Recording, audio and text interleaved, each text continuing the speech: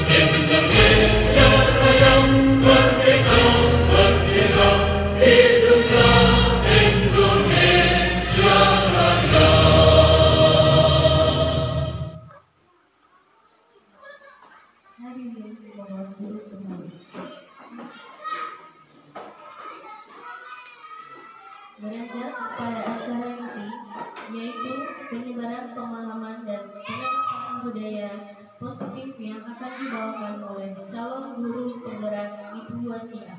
Kepadanya kami persilakan. Terima kasih, Ibu Ketua. Assalamualaikum warahmatullahi wabarakatuh. Waalaikumsalam warahmatullahi wabarakatuh. Yang saya hormati Bapak Kepala Sekolah, yang saya hormati Bapak dan Ibu guru hebat SDN 1 Winong. Pertama-tama marilah kita panjatkan puji syukur kepada Allah Subhanahu wa taala yang telah melimpahkan rahmat dan hidayahnya kepada kita semua, sehingga kita dapat hadir di acara yang berbahagia ini. Acaranya yaitu aksi nyata modul 1.4 budaya positif tentang penyebaran pemahaman dan penerapan pemahaman budaya positif oleh saya Wasiah, calon guru penggerak angkatan 9 SDN 1 Winong, Kabupaten Cirebon. Selamat datang para guru hebat SDN 1 Winong. Mari kita bersama-sama di sini untuk bersama berkolaborasi dan saling mendukung demi mewujudkan disiplin positif di sekolah kita tercinta. Sebelum ke acara ini, materi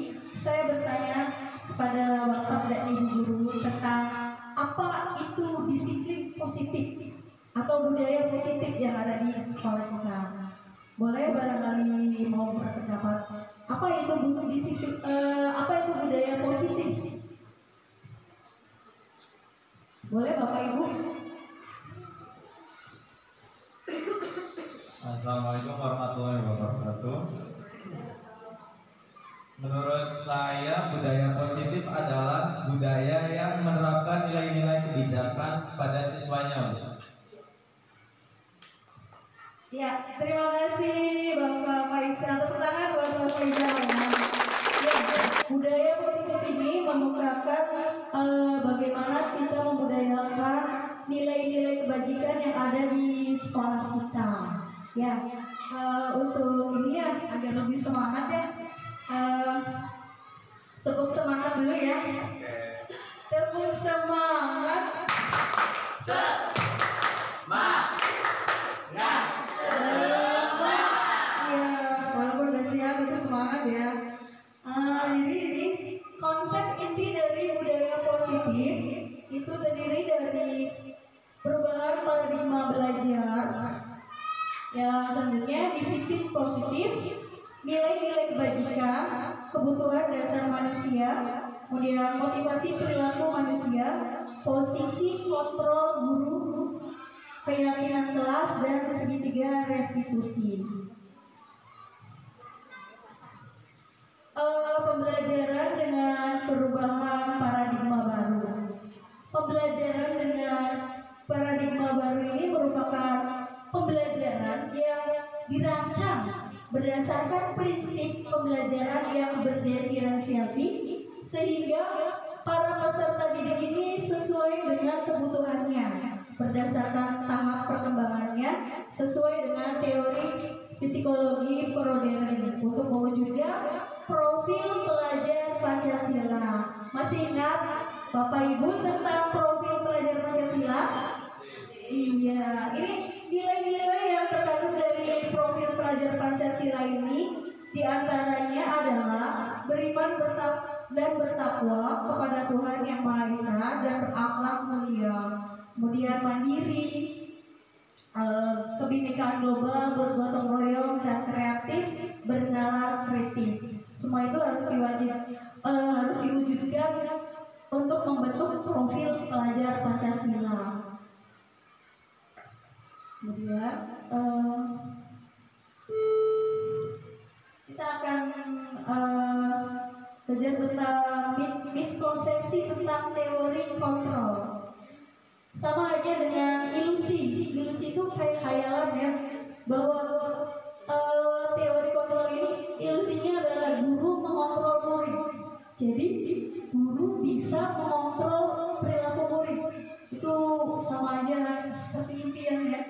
Jadi tidak mungkin, karena contohnya ya, anak yang terlambat sekolah gitu ya, kemudian kita memberikan hukuman kepada murid, mengontrol murid, itu bisa saja hukuman itu akan berdampak anak itu nurut untuk menjadi tidak terlambat, tapi hal itu tidak berjangka panjang gitu, sehingga hukuman itu akan membekas pada anak itu karena jadinya dendam atau tidak ini ya, tidak sepenuhnya anak itu sadar akan seharusnya mentaati peraturan. Jadi ini perlu kesadaran dari murid tersebut untuk menyadari bahwa itu adalah aturan. Kemudian ilusi bahwa kritik dan membuat orang merasa bersalah dapat menguatkan karakter. Ini bisa disebutkan bahwa kita bisa membujuknya. Misalkan, ayo nak, kamu harus rajin dengan memberikan hadiah ataupun penghargaan. Nah, memberikan hadiah itu adalah suatu cara atau yang mungkin dikatakan bisa membuat anak rajin, namun hal itu tidak berdampak panjang gitu ya. Jadi ada suatu ketika kalau gurunya tidak memberikan hadiah, anak itu tidak rajin lagi, sehingga harusnya anak itu menyadari bahwa kita juga harus rajin bagaimana caranya, gitu ya Bu. Selanjutnya tentang ilusi penguatan positif, efektif dan bermanfaat. Selanjutnya ilusi bahwa orang dewasa memiliki hak untuk memaksa. Kita sebagai orang dewasa kadang ada perasaan yang untuk memaksa gitu. Misalkan ya, saya bisa di kelas, anak-anak besok kalian bawa bunga ya.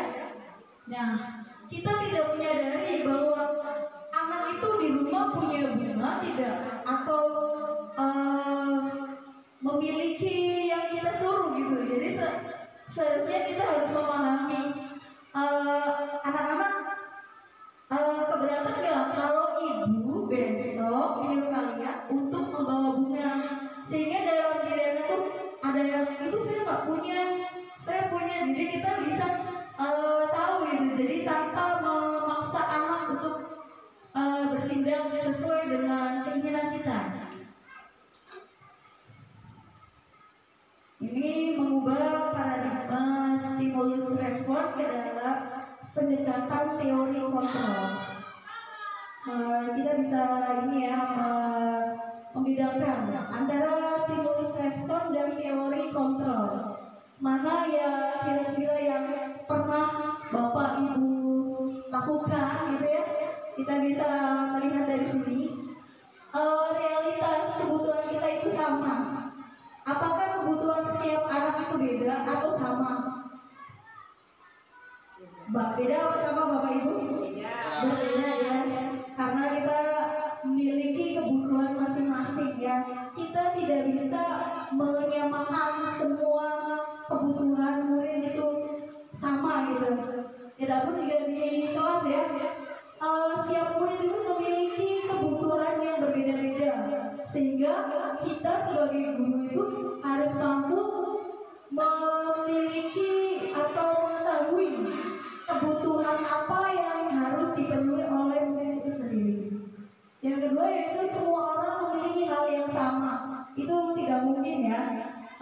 Jadi kita itu setiap orang memiliki gambaran-gambaran yang berbeda. Kemudian kita mencoba mengubah agar orang lain berpandangan sama dengan kita. Hal itu juga ini ya, bahwa orang itu memiliki pandangan yang berbeda-beda. Jadi bagaimana kita menyikapi dari sudut pandang yang berbeda gitu ya. Jadi tidak bisa kita menyamakan gitu, harus sama.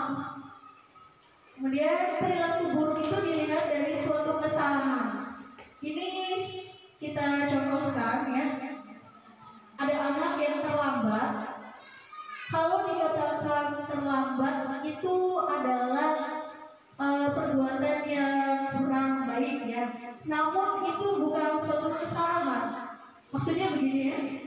Kita harus mengetahui mengapa anak itu bisa terlambat. Mungkin kan memiliki beberapa tujuan atau alasan anak itu bisa terlambat, sehingga kita harus bisa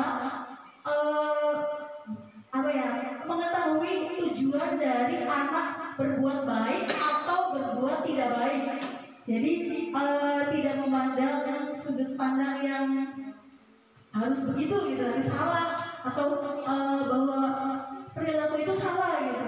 Jadi kita harus tahu anak melakukan hal itu karena apa, tujuannya apa gitu ya. Kemudian orang lain bisa mengontrol saya, itu tidak ya. Jadi yang mengontrol kita itu adalah diri kita sendiri. Misalkan ya kita berangkat jam 7 gitu ya. Jadi kita berangkat mau ini ya tepat waktu gitu ya. Jadi mau tepat waktu gimana? Nah, walaupun tidak ada kepala sekolah ataupun ini, kita harus bisa tepat waktu itu jadi memiliki motivasi intrinsik dari dalam diri sendiri gitu. Jadi tidak dikontrol orang lain gitu. Jadi tidak motivasinya tidak timbul dari orang lain sehingga memiliki kesadaran untuk melakukan hal itu karena diri sendiri. Lalu pemaksaan ada pada saat wujudan gagal, kolaborasi dan konsensus menciptakan pilihan-pilihan baru. Kemudian model berpikir menang atau kalah, model berpikir menang atau menang. Ini bisa saya contohkan. Misalkan anak yang memiliki katakanlah satu tim itu menang, kemudian dari pihak sekolah ini memberikan hadiah, gitu ya, memberikan hadiah kepada yang menang, sehingga akan berdampak pada anak-anak yang lain yang tidak menang gitu, karena kadang berpikir itu saja yang menang, jadi tidak mau berkembang, tidak berkembang, jadi ada pikiran yang kalah gitu. Nah, melalui teori kontrol ini kita bisa melakukan dengan cara apa? Kita memberikan hadiah, atau dalam hal ini misalkan di kelas ya, tentang pembagian rapot ya, biasanya kan ada perankingannya. Nah, dengan ini kita memberikan penghargaan pada semua murid. Dengan cara apa? Setiap murid itu memiliki kemampuan atau kelebihan masing-masing, sehingga dengan itu anak memiliki penghargaan. Setiap anak itu memiliki kelebihan masing-masing, itu diberi penghargaan. Dengan itu anak bisa merasa menang ya. Kemudian kita ke disiplin positif ya. Disiplin positif ini berasal dari bahasa Latin yaitu disciplina, yang artinya belajar. Disiplin mengacu pada disiplin diri yang memiliki tanggung jawab terhadap apa yang dilakukannya berdasarkan nilai-nilai yang diyakini. Disiplin positif ini adalah salah satu cara menerapkan disiplin yang bertujuan untuk menumbuhkan kesadaran serta memberdayakan peserta didik tanpa imbalan, penghargaan, ancaman, atau hukuman. Sebagai pendidik, tujuannya adalah menciptakan peserta didik yang memiliki disiplin diri, sehingga murid berperilaku mengacu pada nilai-nilai kebajikan universal dan memiliki motivasi intrinsik dalam perubahan perilaku ke arah yang lebih baik. Sehingga tujuannya itu jelas sekali ya, bahwa murid itu memiliki nilai-nilai kebajikan yang dalam diri anak sendiri, sehingga berperilaku ke arah yang lebih baik itu sudah sadar ya, kesadaran sendiri. Kemudian tentang nilai-nilai kebajikan universal. Nilai-nilai kebajikan adalah sifat-sifat positif manusia yang merupakan tujuan mulia yang ingin dicapai setiap individu. Nilai-nilai tersebut bersifat universal dan lintas bahasa, suku bangsa, agama maupun latar belakang. Nilai-nilainya yaitu nilai profil pelajar Pancasila yang pernah saya sebutkan, yaitu beriman dan bertakwa kepada Tuhan Yang Maha Esa, berakhlak mulia, berkebinekaan global, gotong royong, mandiri, kreatif, dan bernalar netral. Kemudian nilai dari keterampilan hidup atau life skill, yaitu nilainya dapat dipercaya, lurus hati, pendengar yang aktif, tidak merendahkan orang lain, dan memberikan yang terbaik dari dirinya. Sekarang kita berlanjut. Apa sih kebutuhan dasar manusia? Nah, di sini kita pasti memiliki kebutuhan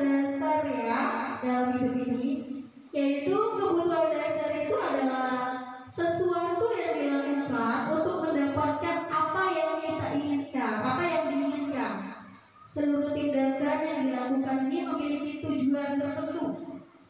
Dan semua usaha terbaik yang kita lakukan adalah dalam rangka untuk memenuhi kebutuhan dasar kita sehingga terpenuhi dengan baik. Ibu, Bapak, adakah yang tahu kebutuhan dasar manusia itu apa aja? Sebelum kita ke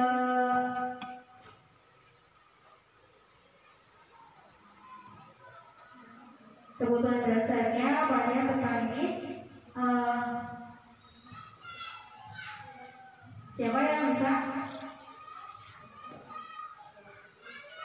Di situ. Saya dulu deh. Assalamualaikum warahmatullahi wabarakatuh.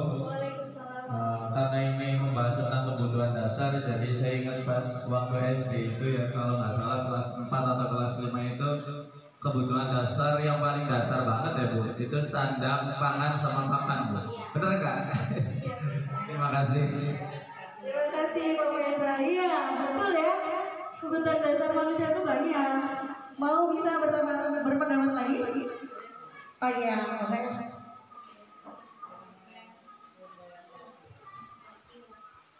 Karena yang ditanyakan mengenai kebutuhan dasar manusia sama kayak Pak Faisal.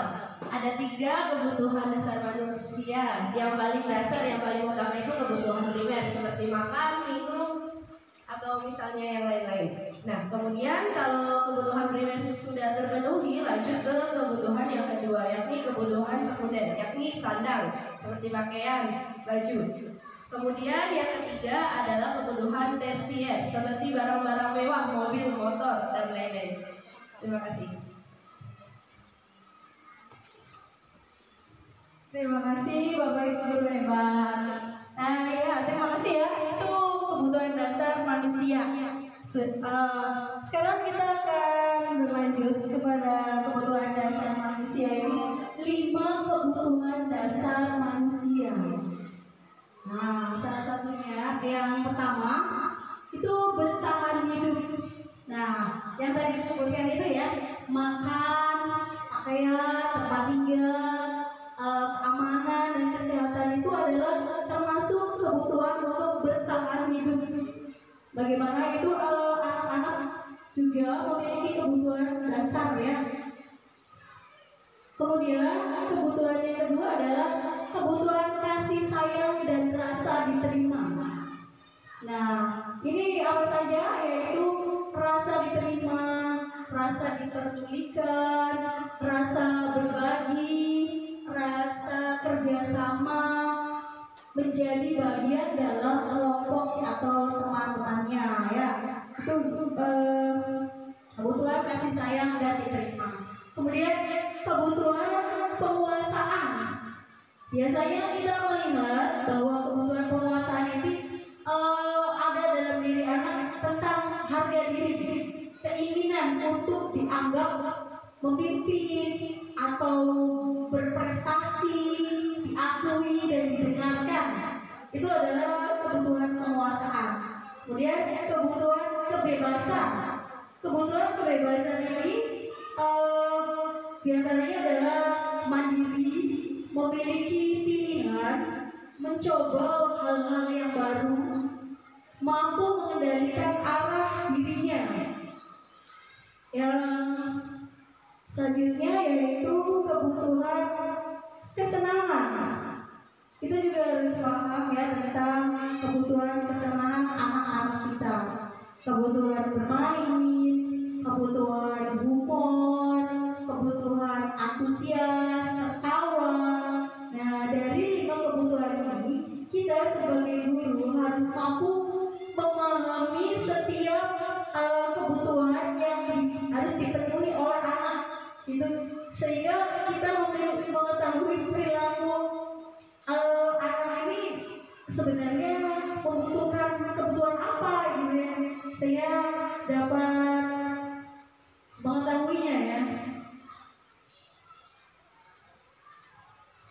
Kemudian selanjutnya tentang motivasi perilaku manusia. Yang kita ketahui bahwa motivasi itu ada 2 ya.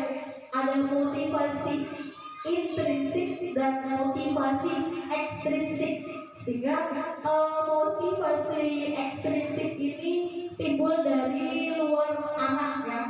Contohnya yaitu menghindari ketidaknyamanan atau hukuman. Contohnya, anak cenderung mematuhi peraturan itu karena adanya hukuman. Misalkan, anak-anak kalian harus datang jam 7 ya. Kalau terlambat akan ibu hukum. Misalkan, itu adalah dari hukuman, sehingga dia melakukan itu tidak atas dasar diri sendiri, karena ada unsur motivasi ekstrinsik. Kalau saya tidak berangkat pagi-pagi, nanti saya dihukum. Nah, terus lanjut ke yang berikutnya, yaitu motivasi ekstrinsik untuk mendapatkan imbalan atau penghargaan dari orang lain. Nah, ini misalkan anak-anak, misalkan kalian mendapatkan nilai 100, nanti ibu akan kasih hadiah. Nah, ketika hal ini kelemahannya adalah ketika anak yang tidak mendapatkan 100 tidak mendapatkan hadiah, itu motivasinya rendah. Saya dapat dapat hadiah, udahlah nggak usah semangat biasa ini, sehingga tidak termotivasi gitu, karena motivasinya itu yang tidak dari dirinya sendiri. Lalu bagaimana yang baik itu? Yaitu untuk menjadi orang yang diinginkan dan menghargai diri sendiri dengan nilai-nilai yang mereka percayai. Sehingga untuk menciptakan motivasi intrinsik ini tanpa ada hubungan penghargaan, menjadi pribadi yang baik. Sehingga kita harus memunculkan motivasi intrinsik dari diri anak itu sendiri.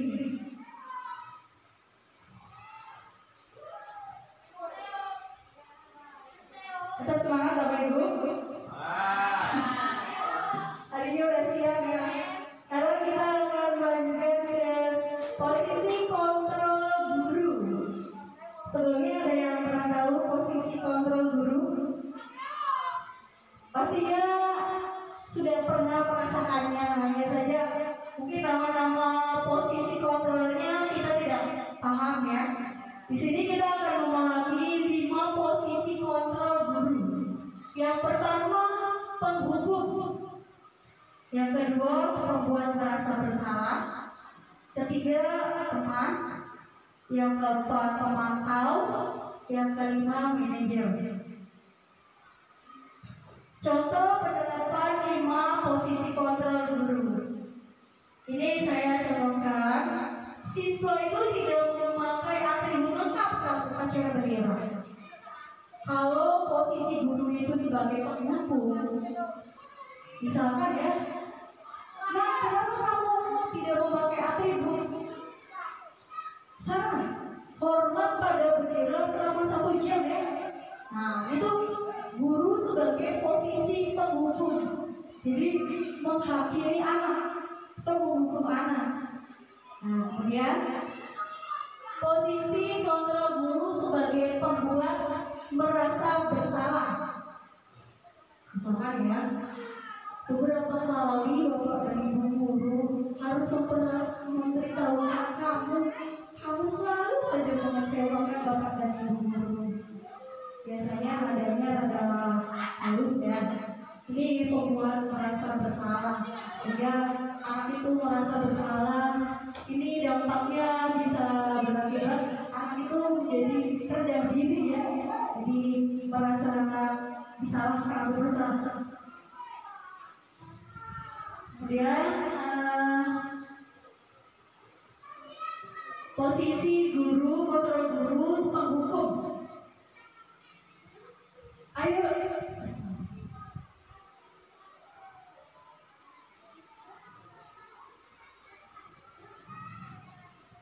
Penghukum ya. Ayo dong ikuti aturan sekolah. vlog ibu yang kali ini ya jangan sudah lain kali bukan penghukum ya, ini teman ya. Posisi kontrol guru sebagai teman. Ayo dong ikuti aturan sekolah. Tolong bapak ibu ya kali ini aja. Ya sudah lain kali jangan sampai berbuat seperti ini lagi ya. Ini biasanya anak-anak cenderung akan menuruti tapi hanya pada guru tersebut ya. Posisi kontrol guru sebagai teman. Dia posisi kontrol guru sebagai pemantau. Kamu sudah melanggar peraturan, kamu tahu konsekuensinya. Setelah upacara, beli atributnya dengan lengkap dan jangan diulangi ya. Itu pemantau ya. Kemudian ini posisi manajer. Apakah kamu tahu kesalahanmu, nak? Kira-kira bagaimana cara kamu memperbaiki kesalahanmu? Ini adalah salah satu contoh pernyataan manajer ya, sehingga ada kolaborasi atau diskusi siswa gitu tentang cara memperbaiki kesalahannya. Kemudian ibu mau tahu nih posisi kontrol apakah aku, contohnya pernyataannya nih ya, saya kecewa sekali dengan kamu. Pernyataan ini biasanya posisi kontrolnya sebagai apa ya? Ada yang mau berpendapat?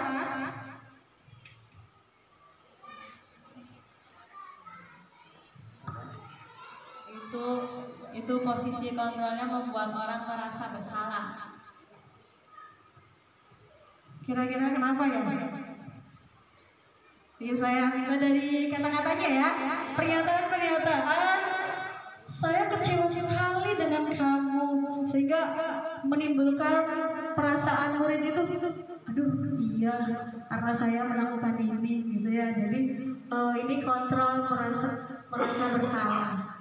Kemudian yang kedua, kamu tidak pernah benar melakukannya. Kira-kira ini kontrol mana ya posisi gurunya? Bisa? Kakak? Itu masuk ke posisi penghukum ya. Posisi guru sebagai penghukum. Kamu tidak benar-benar melakukannya. Ya, lebih ke menghakimi ya, bahwa anak itu salah gitu ya. Yang ketiga yaitu ayolah lakukan demi bapak dan ibu guru. Itu biasanya posisi kontrol apa ya, Bu? Siapa yang mau berpendapat? Ayo, Ibu Anis. Oh, Ibu. Oh. Itu posisi sebagai teman.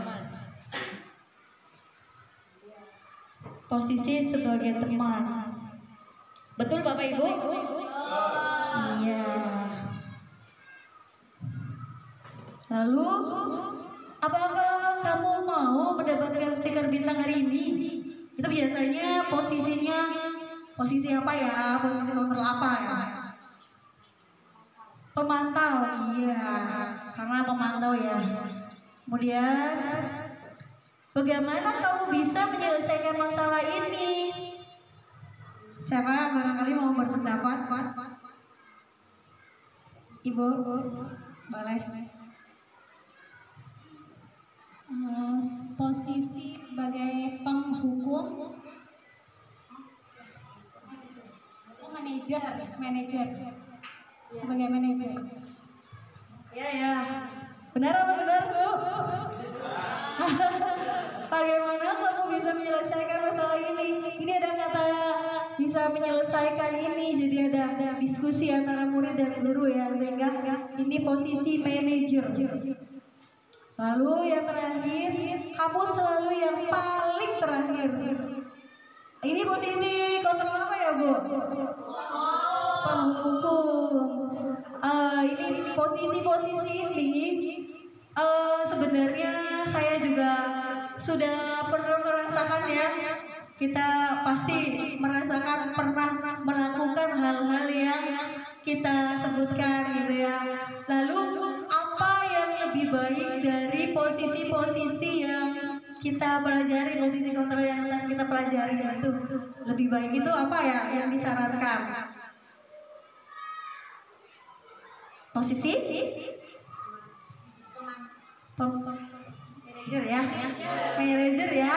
Iya, manajer ini ada kita ada lebih kolaborasi kepada anak dan anak bisa menyelesaikan masalahnya sehingga mengakui kesalahannya ya. Selanjutnya tentang keyakinan kelas. Masih semangat Bapak Ibu? Iya, posisi keyakinan kelas. Keyakinan kelas itu bukan peraturan kelas. Ini kita bisa membedakan mana peraturan dan mana keyakinan kelas. Selalu kembalikan buku ke tempatnya. Itu maksudnya keyakinan kelasnya pada hal apa, Bu? Iya, kepada tanggung jawab. Ya, bagaimana buku itu bisa ditempatkan di tempatnya, gitu ya. Lalu dilarang mengganggu orang lain. Itu keyakinan kelasnya bagaimana?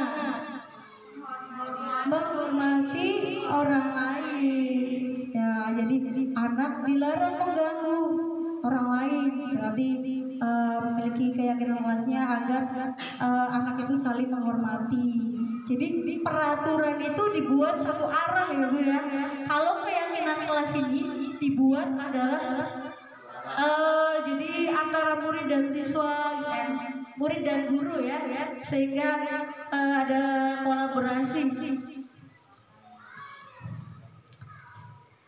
Kemudian dilarang melakukan kekerasan. Berarti kita tentang keyakinan kelasnya keselamatan, iya. Kemudian dilarang menggunakan narkoba. Berarti keyakinan kelasnya adalah tentang kesehatan. Kemudian bergantian atau menunggu giliran. Siapa yang mau meneruskan? Tiga soal lagi ya? Bergantian atau menunggu giliran? Boleh, Bu Anis? Apa namanya peraturan bergantian atau menunggu giliran itu keyakinan kelasnya masuk ke dalam menghormati orang lain dan juga belajar bersabar. Boleh sampai 3. Terus peraturan menggunakan masker itu juga sama untuk kesehatan dan keselamatan kita. Terus yang terakhir ada jangan berlari di kelas atau koridor, itu untuk keselamatan. Kalau siswa lainnya bisa jatuh ya, kalau misalnya hati-hati kan jadi tidak jatuh. Kemudian keamanan termasuk dalam keyakinan kelasnya. Terima kasih. Tepuk tangan buat Ibu Anis. Ya, kita kepada pembentukan keyakinan kelas. Nah, pembentukan keyakinan kelas ini yang pertama bersifat abstrak, ya, lebih singkat gitu ya. Yang kedua berupa pernyataan yang universal, bersifat umum. Yang ketiga dibuat dalam pernyataan yang positif. Yang keempat, sesuai dengan kondisi kelas sehingga mudah diterapkan. Yang terakhir yaitu semua warga kelas dilibatkan saat pembuatan keyakinan kelas. Ya, selanjutnya yaitu tentang segitiga restitusi. Ada yang pernah dengar segitiga restitusi Bapak Ibu? Iya, belum ya. Mungkin pernah tapi belum paham juga ya. Saya pun juga demikian ya, sama-sama belajar. Nah, segitiga restitusi ini adalah suatu proses dialog yang dijalankan oleh guru agar dapat menghasilkan murid yang mandiri dan bertanggung jawab. Ini ada tiga segitiganya, ada tiga ini ya, ada tiga cara pemahaman. Yang pertama itu adalah menstabilkan identitas. Lalu yang kedua, validasi tindakan yang salah. Yang ketiga, menanyakan keyakinan. Betul tidak, Bu? Iya. Siapa yang pernah melakukan segitiga restitusi? Ya, nanti bareng-bareng ya. Bisa kita terapkan ya. Bisa pertanyaannya, adakah cara efektif yang dapatkan yang kamu butuhkan? Kamu tentu punya alasan mengapa melakukan itu. Itu menanyakan validasi tindakan yang salah. Oh ya, pertamanya dulu ya, menstabilkan identitas. Maaf. Setiap orang pasti pernah melakukan kesalahan. Ini pertanyaan-pertanyaannya ya. Kamu bukan satu-satunya yang pernah melakukan kesalahan. Kemudian divalidasi salahnya. Adakah cara yang lebih efektif?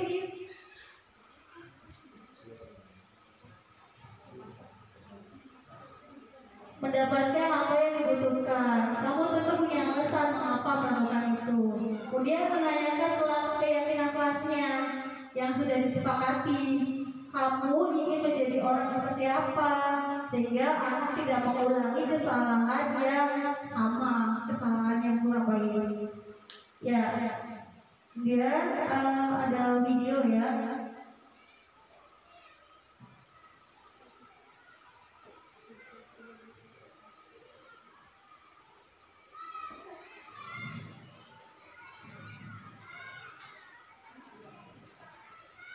Ini video yang saya ambil kemarin ya di Kamis. Nih.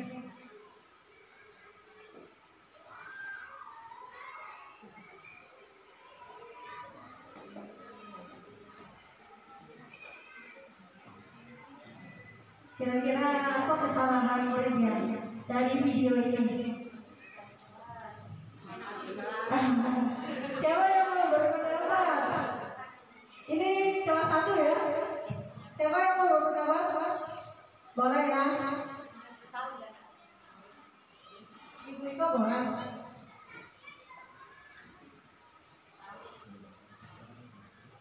Kesalahan yang dilakukan murid sesuai video yang pertama, makan di kelas ketika kegiatan belajar sedang berlangsung. Yang kedua, tidak fokus ya belajarnya.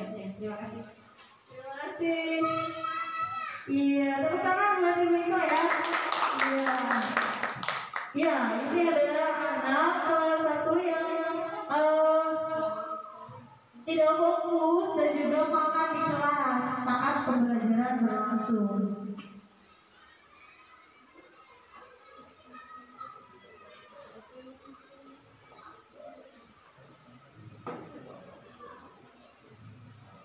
Kemudian saya melakukan restitusi kepada anak tersebut. Pertanyaannya, mengapa dia melakukan seperti itu ya? Nah, anak itu menjawab karena dia lapar. Iya, lapar. Lapar itu memang kebutuhan manusia ya, udah dasar. Lalu ibu guru juga kalau lapar makan ya. Tapi kita juga harus tahu bahwa makan itu kita harus tahu kapan, di mana, dan waktu yang tepat untuk makan. Kemudian bagaimana cara, apakah keyakinan yang itu sesuai dengan keyakinan kelas? Nah, itu tidak sesuai ya, karena dalam kelas tidak kita memiliki keyakinan tidak makan di kelas saat jam pelajaran. Kemudian bagaimana penyelesaiannya?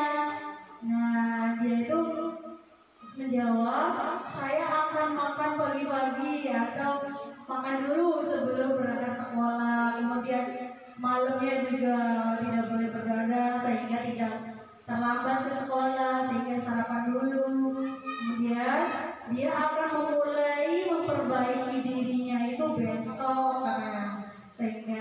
didapatlah sebuah penyelesaian masalah dari anak tersebut. Nah, sekarang kita akan sudah penghujung ya. Kita akan diskusi ya dua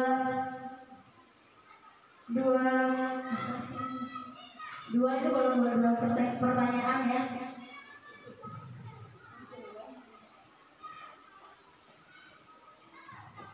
Assalamualaikum warahmatullahi wabarakatuh. Nama saya Yusi Melisi dari S1 Winong, guru kelas 6. Izin bertanya, bagaimana cara membuat keyakinan kelas yang efektif? Terima kasih. Assalamualaikum warahmatullahi wabarakatuh. Waalaikumsalam warahmatullahi wabarakatuh. Ya, terima kasih Bu Yusi, langsung saya jawab aja ya. Cara membuat keyakinan kelas itu, kalau yang saya lakukan ya waktu itu, pertama kita guru dan siswa ini membuat impian kelas. Apa yang diimpikan dari siswa-siswa terhadap kelasnya? Mau seperti apa kelasnya? Nah, dari pernyataan anak-anak itu kita akan membuat keyakinan kelas. Misalkan kita bikin impian kelas dulu. Anak itu mau impiannya apa? Contohnya, Bu, saya mau kelasnya bersih, terus tertib, tidak gaduh, tidak boleh merusak fasilitas kelas. Nah, dari situ kita buat keyakinan kelas. Jadi keyakinan kelasnya itu nggak usah tidak terlalu panjang-panjang ya kalimatnya ya, sehingga mudah diingat oleh anak. Misalkan kelasku bersih. Nah, sehingga anak bagaimana menciptakan kelasnya bersih. Yang pertama berarti tiket kelas. Yang kedua, anak tidak boleh membuang sampah sembarangan. Nah, dari situ, jika ada sampah yang mereka lihat, langsung dia ambil dan buang.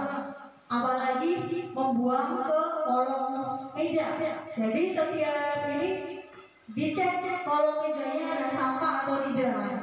Dari keyakinan kelas ini, anak bisa ingat, Bu, itu ada sampah. Siapa yang menemukan pertama kali langsung dibuang ke sampah ya. Jadi menimbulkan kesadaran kepada anak untuk meyakini keyakinan yang sudah dibuat bersama, kemudian ditandatangani bersama. Jadi itu sebagai sebuah yang harus diyakini.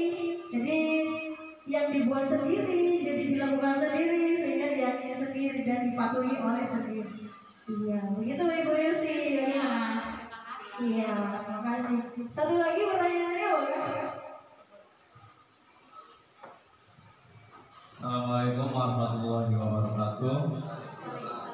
Nama saya Faisal Abdaku dari S1 Winong. Saya mengajar di kelas 5. Sebelumnya terima kasih untuk Ibu Wawas yang telah memberikan materi yang sangat bermanfaat. Cuma ada satu pertanyaan lagi, Bu. Saya masih mau dijelaskan tentang apa perbedaan tentang 5 posisi kontrol guru yang tadi dijelaskan sebagai penghukum, sebagai teman, sebagai manajer, sebagai pemantau gitu, Bu ya. Mohon dijelaskan lagi agar lebih tercerahkan. Terima kasih.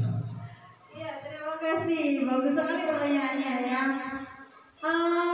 Apa perbedaan dari terima kontrol posisi guru? Nah, nanti kita akan membuat menonton video ya. Ini lebih jelas lagi ya.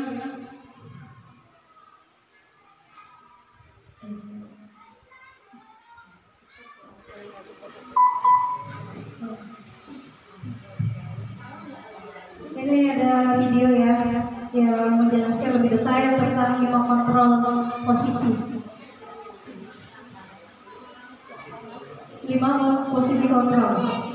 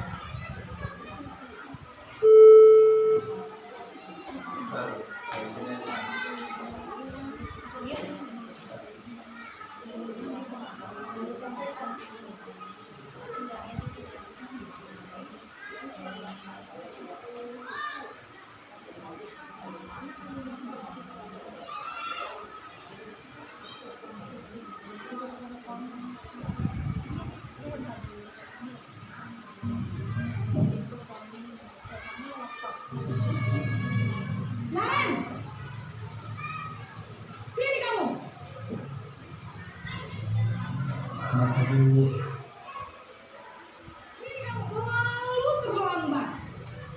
Kamu deh pasti terlambat. Maaf Bu, saya Apa coba? Alasan kamu apa lagi?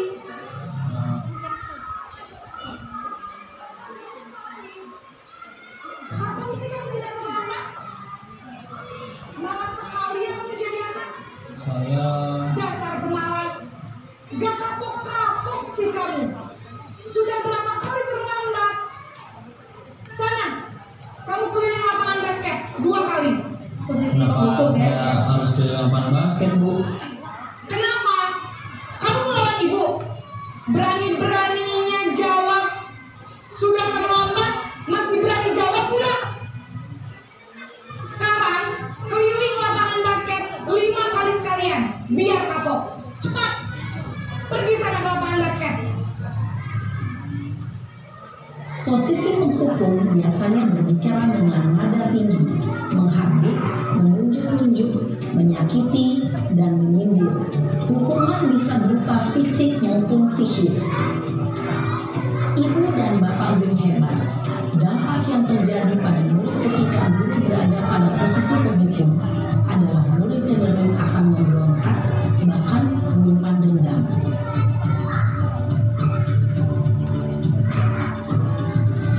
Posisi membuat merasa bersalah.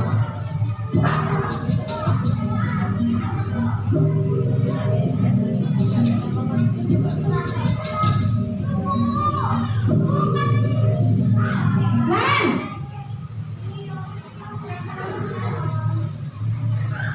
Selamat pagi Bu. Naren, kamu kenapa terlambat lagi, nak?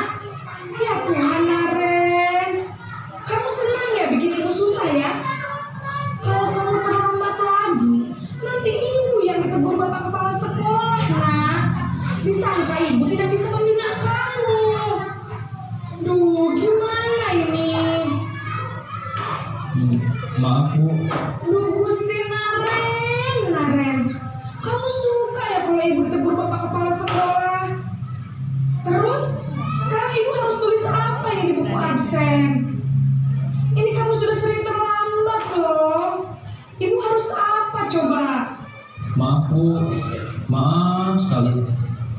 Ya sudah, lain kali jangan bikin ibu susah lagi ya nak ya. Ibu tidak akan kuat lagi kalau kamu begini terus. Bisa jantungan kalau ibu tegur bapak kepala sekolah. Sana cepat ke kelas. Maaf ya Bu, maaf sekali. Posisi pembuat rasa bersalah berbicara dengan nada tenang, cenderung lembut, namun kata-kata yang diutarakan membuat murid merasa menjadi orang yang gagal, memandang buruk dirinya sendiri, merasa tidak berharga, dan tidak sanggup membahagiakan orang lain.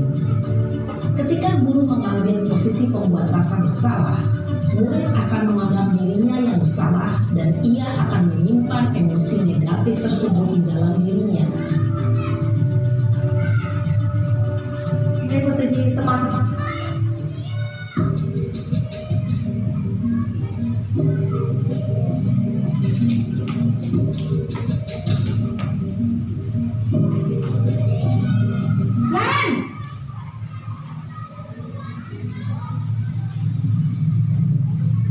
Bu.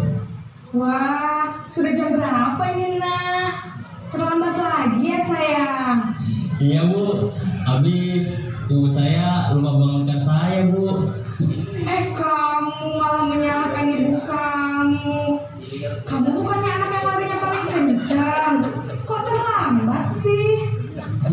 Iya Bu, saya memang terlambat bangun tadi. Jadi biarpun saya lari kencang, tetap nggak kekejar Bu. Ya sudah sana, nanti lain kali larinya lebih kencang lagi ya, biar gak terlambat lagi. Bikin seneng ibu, demi ibu, bisa kan? Bisa lah Bu. Ya sudah sana masuk kelas, ibu beresin urusan absen kamu. Kamu ini ada-ada saja. Dalam posisi teman, guru berbicara dengan nada suara ramah, akrab, cenderung bersenda gurau untuk menjaga suasana tetap santai. Murid akan merasa senang, aman, dan akrab dengan guru. Identitas yang tercipta adalah identitas sukses atau berhasil. Namun, perlu diingat, karena ini masih dorongan eksternal, maka ada faktor ketergantungan dari murid kepada orang tertentu. Di sini guru absennya, sehingga di lain waktu murid bisa berperilaku baik, namun hanya kepada orang-orang tertentu saja.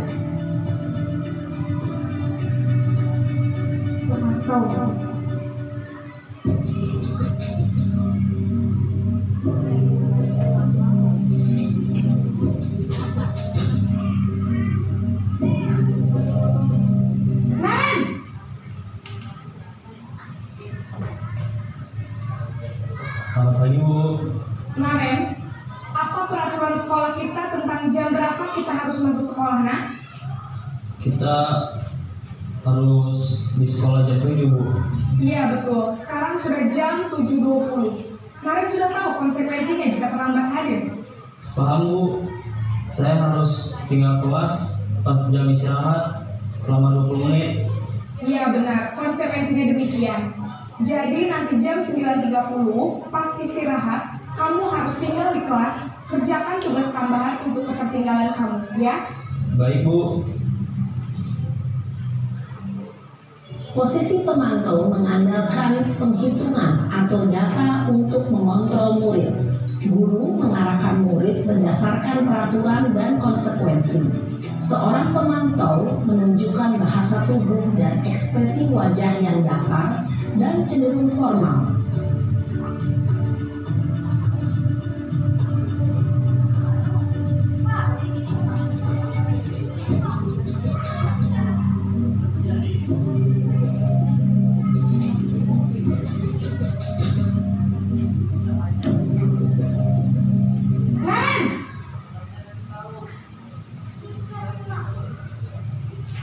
Selamat pagi Bu. Selamat pagi, Naren. Maaf Bu, saya terlambat. Iya, sekolah masuknya jam 7, sekarang sudah jam 7.20. Jadi sekarang bagaimana ini, Naren? Maaf Bu, saya lupa setel alarm saya semalam. Baiklah, menurut kamu, keyakinan sekolah yang mana yang perlu kamu tingkatkan? Menghargai diri sendiri dan orang lain mungkin ya Bu. Setuju. Jadi, apakah Naren meyakini prinsip saling menghormati tersebut? Iya Bu, saya meyakininya. Apakah Naren bersedia memperbaiki masalah keterlambatan ini? Bersedia Bu. Bagaimana kamu akan perbaiki masalah keterlambatan ini? Saya akan coba untuk tidak lupa menyetel alarm saya Bu. Baik, kalau Naren lupa menyetel alarm di rumah, ada orang yang kira-kira bisa bantu mengingatkan tidak? Ada Bu, kakak saya, Kak Emma. Ada lagi selain Kak Emma? Selain Kak Emma, ada ibu saya. Baik, jadi yang mengingatkan Naren adalah Kak Emma dan ibu kamu ya? Kira-kira akan mulai setel alarm kapan nih Naren? Setelah pulang sekolah, akan segera saya lakukan. Baik, jadi Naren akan setel alarm untuk bangun besok pagi dan akan diingatkan oleh kakak dan ibunda Naren ya. Ada lagi yang mungkin perlu dilakukan Naren agar tidak terlambat bangun lagi? Tidak ada, Bu. Baik, Naren. Terima kasih untuk kerjasama kamu. Sekarang kamu perlu kembali ke kelas untuk belajar. Baik, Bu. Terima kasih. Posisi manajer adalah posisi kontrol yang disarankan untuk membimbing murid memiliki sikap disiplin yang positif, yaitu murid yang mandiri, bertanggung jawab, dan dapat memecahkan masalah. Tujuan dari posisi ini adalah agar murid dapat berefleksi atas tindakannya. Guru akan dengan tulus memberikan pertanyaan-pertanyaan bermakna, sehingga membuat murid dapat belajar dari kesalahannya dan mencari sebuah solusi untuk menyelesaikannya. Ibu dan Bapak guru hebat, setelah mengamati adegan kelima posisi kontrol tadi, kira-kira posisi mana yang paling ideal? Posisi mana yang dapat menunjang motivasi intrinsik murid? Ya, tentu posisi manajer. Posisi ini memang posisi ideal yang ingin dituju setiap pendidik.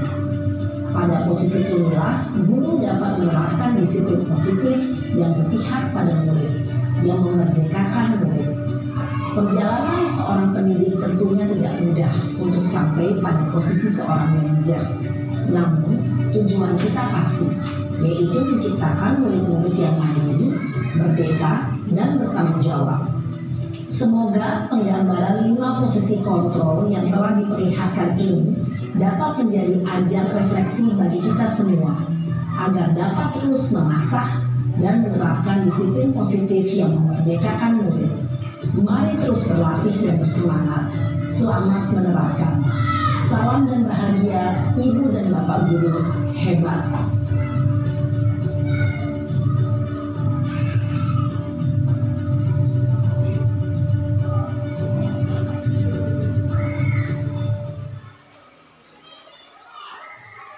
Iya, Bapak dan Ibu, dari video tadi sudah cukup jelas ya tentang kontrol guru, 5 kontrol guru.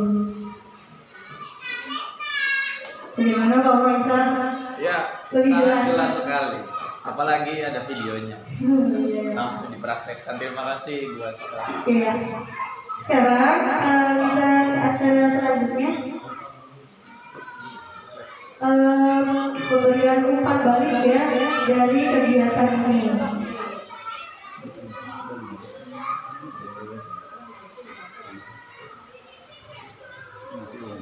Boleh dari siapa dulu memberikan umpan balik tentang kegiatan pemahaman, penyebaran pemahaman budaya positif ini. Boleh? Oh iya, boleh dari murid. Umpan balik yang ingin saya sampaikan, alhamdulillah melalui penjelasan yang telah dicobakan oleh Bu Awas adalah posisi manajer, yaitu murid dapat belajar dari kesalahannya dan mencari solusi dari masalahnya secara mandiri. Terima kasih.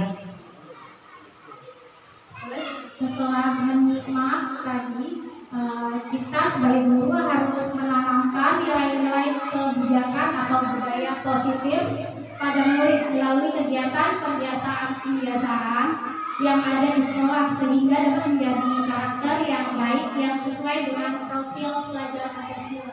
Terima kasih. Setelah menyimak pemateri tadi, saya sebagai pendidik dapat berusaha menciptakan peserta didik yang memiliki disiplin diri, sehingga murid berperilaku mengacu pada nilai-nilai kebajikan, terutama sesuai dengan profil pelajar Pancasila. Terima kasih. Saya merasa sangat terinspirasi melalui kegiatan destinasi disiplin positif ini. Saya memahami bahwa motivasi perilaku manusia ada 3, yaitu cenderung menghindari ketidaknyamanan atau hukuman untuk mendapatkan imbalan atau penghargaan dari orang lain, untuk menjadi orang lain yang mereka inginkan dan menghargai diri sendiri dengan nilai-nilai yang terpercaya.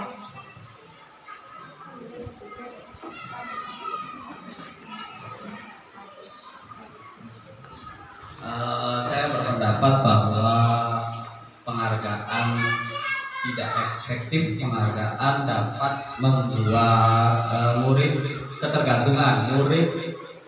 Murid tidak melakukannya atas kesadaran sendiri, dan yang tidak mendapatkan penghargaan itu akan merasa kecewa sehingga harus terus-menerus memberikan penghargaan itu jika kita ingin murid tersebut meneruskan perilaku yang kita inginkan. Terima kasih.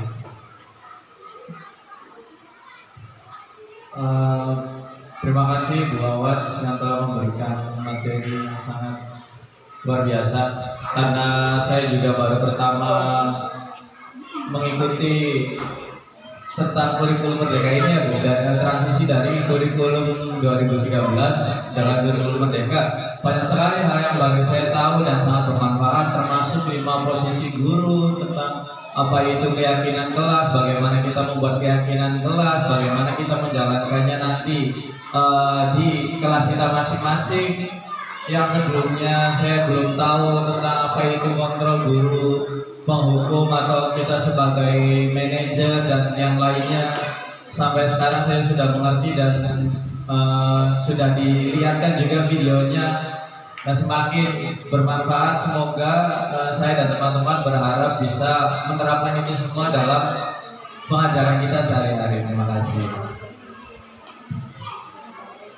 Dan terima kasih kepada bos karena telah memberikan sinar tentang apa itu kontrol dari guru. Nah, kita itu sebagai guru harus menanamkan nilai-nilai yang dapat kita ambil dari sini adalah kita dapat menanamkan nilai-nilai atau budaya kebajikan dan juga apa itu budaya positif, sehingga anak didik kita juga bisa mengamalkan atau menjalankan apa yang sudah kita lakukan.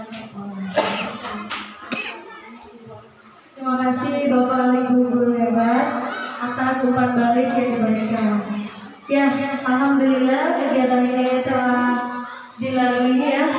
Sebagai penutup dalam menerapkan program disiplin positif, hendaknya guru memiliki standar kepribadian profesional dan sosial yang baik, di mana guru mampu merefleksikan diri sebagai posisi kontrol saat ini, bagaimana perjalanan dirinya sebagai among atau manajer yang menuntut murid-muridnya menjadi insan yang mandiri, merdeka, dan bertanggung jawab. Terima kasih, salam dan bahagia. Wassalamualaikum warahmatullahi wabarakatuh. Waalaikumsalam warahmatullahi wabarakatuh. Terima kasih atas penyampaian materi. Penerapan penyebaran pemahaman dan penerapan budaya positif yang disampaikan Ibu Wasia sangat-sangat bermanfaat sekali bagi kita semua. Apalagi sekarang baru saja kita belajar tentang kurikulum Merdeka, sehingga materi ini sangat bermanfaat sekali bagi kita guru semua. Terima kasih Bu Awas. Acara selanjutnya yaitu ke penghujung acara. Alhamdulillah acara dunia acara sudah kita lewati dengan baik. Sampailah kita pada penghujung acara, yaitu penutup. Kami akhiri dengan bacaan Alhamdulillah. Alhamdulillah.